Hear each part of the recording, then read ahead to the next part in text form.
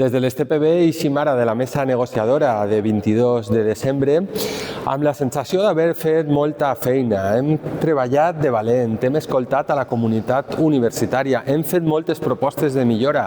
Algunes han estat escoltades, altres no, però tenim la sensació d'haver cooperat i col·laborat a un bon acord. Des de ja ens posem a treballar per anar millorant-lo, però pensem que la reducció de la càrrega docent pot tindre repercussions positives a part de la plantilla del PDI.